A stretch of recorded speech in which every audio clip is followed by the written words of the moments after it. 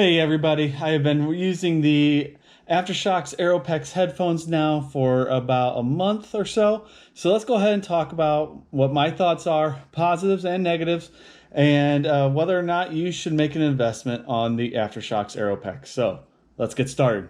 Last month or so, I have been testing out the Aftershokz Aeropex headphones. These are the brand new bone conduction headphones made by Aftershokz, and I gotta say they are lighter, even lighter than the Airs, which I didn't think that those really could get any better. They are louder, as well as a little bit more comfortable probably than the Airs as well, and obviously more comfortable than the Shreks Titanium headphones. There are some other differences with the Aeropex headphones. One is that they are waterproof, I think, up to 30 minutes or so. And so while the Airs were water resistant, these are actually waterproof. Now, with the Airs, if you even just dumped water over your head, let's say at an aid station or something like that, or got into a heavy rainstorm, you're not going to have any issues with them. These basically, with the Aeropex, if you dunk them in water for whatever reason, they are supposed to be waterproof up to 30 minutes. Now, I'll be honest, I did not test that. I have no desire. I don't see a desire really just to do that, just to do it. But one thing I have done, and this is something that I can't really show you right now because I don't have the long enough outlet to do it. But if you were to, let's just say, take your headphones here. I got a cup of water. Right here is the charge port for the headphones. All right, I'm going to get into this a little bit more later, but you dunk this into water. So there is water in here. Dunk it in. All right, as you can tell, they are wet. They are dripping. Basically, when you plug this in, there you go. It's a magnet.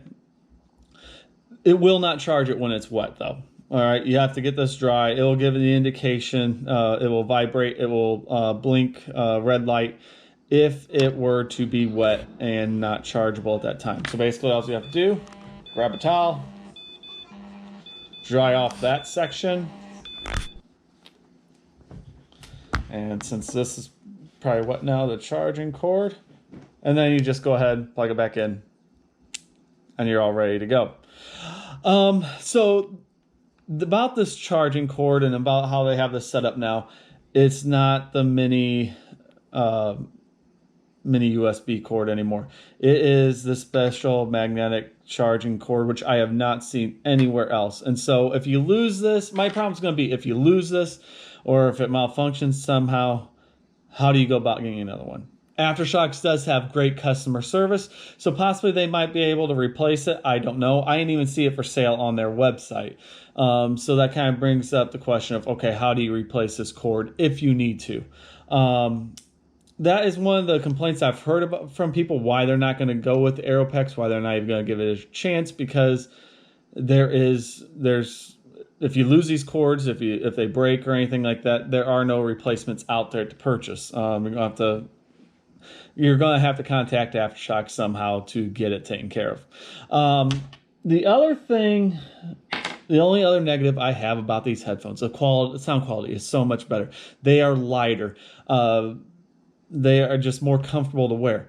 The only issue I have, and I feel like this is going back on the sole purpose of what Aftershokz is, the company that they are, that they've become, and really their foundation is to run and be safe, to hear everything going on around you.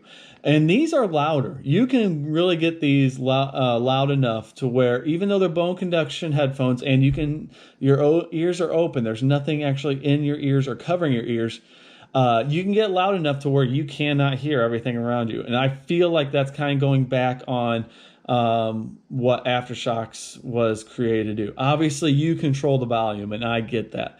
But there is also some, I think, accountability on their part to make sure that that's not even a problem.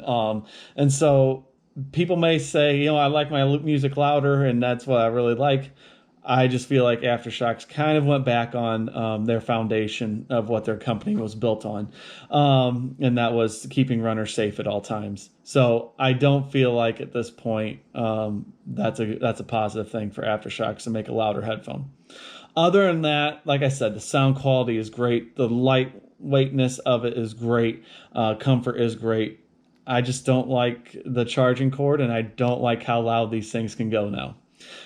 So feel free, if you disagree, to leave a comment. I am fine with that.